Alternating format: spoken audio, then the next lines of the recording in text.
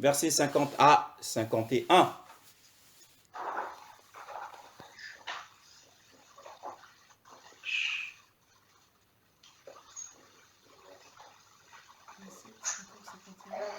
Le verset chapitre 27, le verset 50 à 51.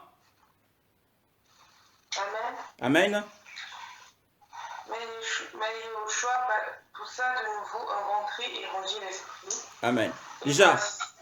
Déjà par là, nous pouvons comprendre que mais Yehoshua poussa de nouveau un grand cri et rendit l'esprit. Hein. Personne n'a tué le Seigneur. Personne ne pouvait le tuer. Il a volontairement donné sa vie. C'est à partir de ce verset que il a rendu lui-même l'esprit. Il a dit, j'ai le pouvoir de donner ma vie et j'ai le pouvoir de la reprendre. Hein. Il a rendu son esprit lui-même. Ah, continue ma soeur. Et voici,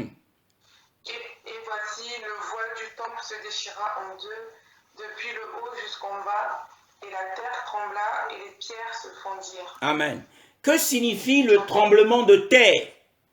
Hein? Le tremblement de terre qui a eu lieu ce jour-là et les pierres qui se sont fondues. Et pour le comprendre, il faut lire Apocalypse, toujours Apocalypse 12. Hein? Apocalypse 12. Apocalypse 12, le verset 9, pour comprendre le tremblement de terre dont il est question ici. Apocalypse 12, le verset 9.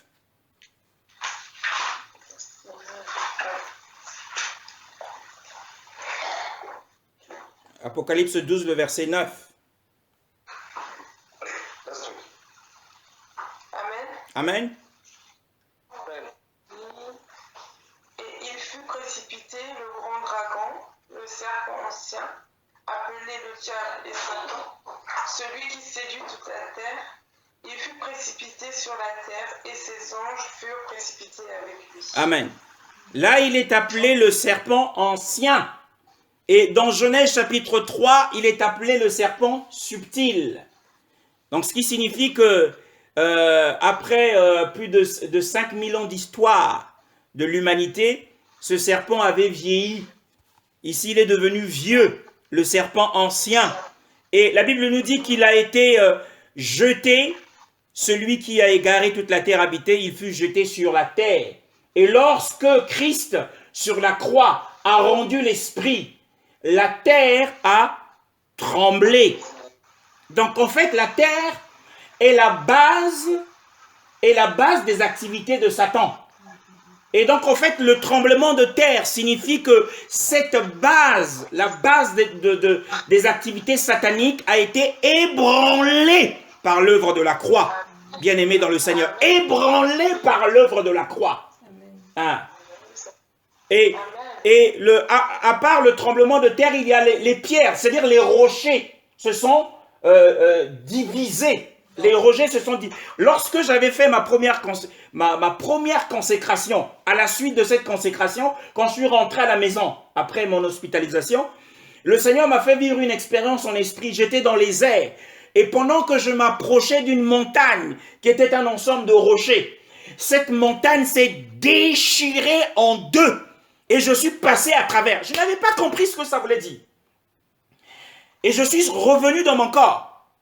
Mais je comprends en fait que le jeûne que j'avais fait, la montagne des rochers symbolisait en fait la forteresse du royaume satanique. Hein, parce qu'une montagne, c'est un ensemble de rochers. Symbolisait la forteresse, la citadelle du royaume satanique. Et lorsque Christ a rendu l'esprit, il y a non seulement eu la base des activités de Satan qui avait été ébranlée, mais il y a eu également en fait son royaume. Son royaume a été divisé. Et Jésus a dit qu'un royaume divisé ne peut pas subsister. Alléluia. Et donc lorsque nous combattons le combat spirituel par la foi, nous devons avoir dans l'esprit que la terre avait tremblé lorsque l'œuvre de la croix, lorsque nous appliquons l'œuvre de la croix dans le combat de l'esprit, bien-aimés, nous devons renverser et encore les manœuvres du diable. Parce que ce sujet-là, bien-aimé, je suis en train de le libérer ce soir, mais je vis des combats. Je suis en train de vivre en ce moment des combats très, très, très ardus. Hein? L'ennemi s'est levé. Mais je voudrais lui rappeler simplement que la terre avait tremblé et que les rochers se sont fondus. Alléluia. Les forteresses du royaume satanique ont été ébranlées. Et donc, l'Église, l'ensemble du peuple de Dieu, par les douleurs de l'enfantement, dans Galates chapitre 4, le verset 19, l'apôtre Paul dit, « Mes enfants pour qui je souffre encore, les douleurs de l'enfantement, jusqu'à ce que Christ soit formé en vous. » Cet enfant, c'est à la fois Christ, c'est à la fois des chrétiens vainqueurs. Quand on parle des chrétiens vainqueurs, on parle des chrétiens qui ne marchent plus selon la chair. Parce que si tu marches selon la chair, l'ennemi va te dévorer, malgré la victoire qui a été acquise. Mais pour être un vainqueur, il faut être dans l'élévation. Parce que le livre de Romains chapitre 16 et le verset 10, on va le lire. Romains chapitre 16. Romains chapitre 16. Romains chapitre 16. Romains chapitre 16, le verset 20. Romains chapitre 16. Romains chapitre 16, le verset 20. Romains chapitre 16, verset 20. Oui. Mais l'Élohim brisera bien vite Satan sous vos pieds. Que la grâce de notre Seigneur Yeshua Mashiach soit avec vous. Amen. Amen. Donc, l'Élohim de paix brisera bientôt Satan sous vos pieds. Pour que Satan soit sous tes pieds, bien-aimé dans le Seigneur, si tu marches dans la chair, ce n'est pas possible que tu aies une position où Satan sera sous tes pieds. Pour que Satan soit sous tes pieds, il faut que tu sois avec Christ dans les lieux célestes. Il faut que tu sois dans l'esprit, bien-aimé. Hein? Sinon, ce n'est pas possible. Il pourrait être un vainqueur. Donc, ce que Christ est en train de vouloir faire en ce moment, c'est il est en train de préparer un groupe de vainqueurs, d'hommes spirituels, des hommes qui subiront une transformation spirituelle et qui mettront Satan sous ses pieds, sous leurs pieds, afin de pouvoir permettre à Christ de venir. Christ, ce qu'il recherche, c'est d'avoir un terrain victorieux sur lequel il va poser ses pieds. Alors, le terrain victorieux, c'est le terrain sur lequel Satan est en dessous. Alléluia. Ces activités sont en train de s'intensifier dans le monde. Et le peuple de Dieu, tout le peuple de Dieu n'est pas aussi fort. Il y a des chrétiens qui sont forts, et certains sont forts, d'autres ne le sont pas. Puisque on voit dans les 7 églises d'Apocalypse, le Seigneur désigne les vainqueurs. Il y a dans chaque église des vainqueurs. Tous ne sont pas des vainqueurs. Alléluia.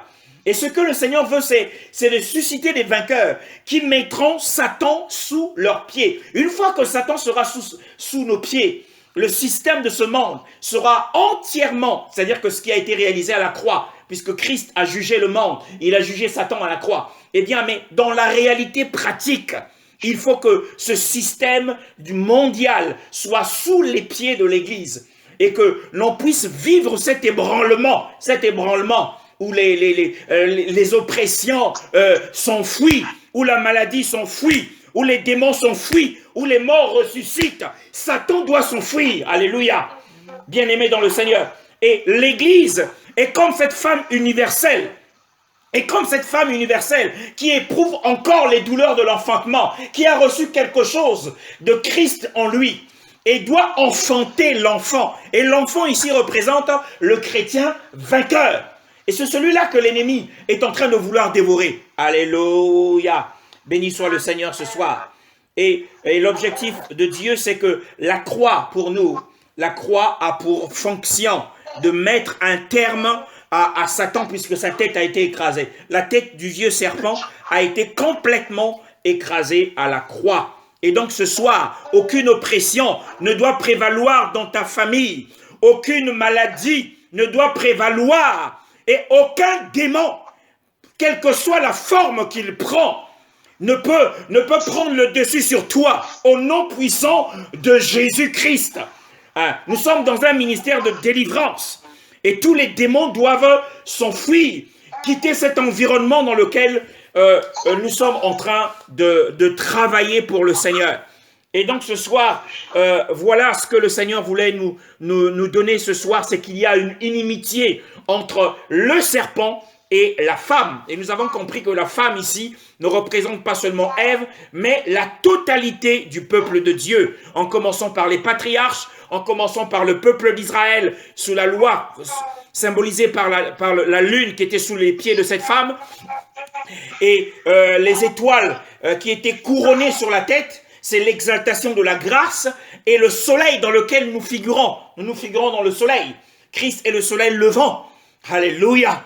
Et donc, cette femme universelle, c'est dans laquelle cette femme doit donner naissance à des hommes forts. À des hommes forts. Et ce ministère a pour objectif de produire des saints vainqueurs qui vont, encore une fois, briser les forteresses, qui vont encore une fois ébranler la terre. Alléluia. Béni soit le Seigneur.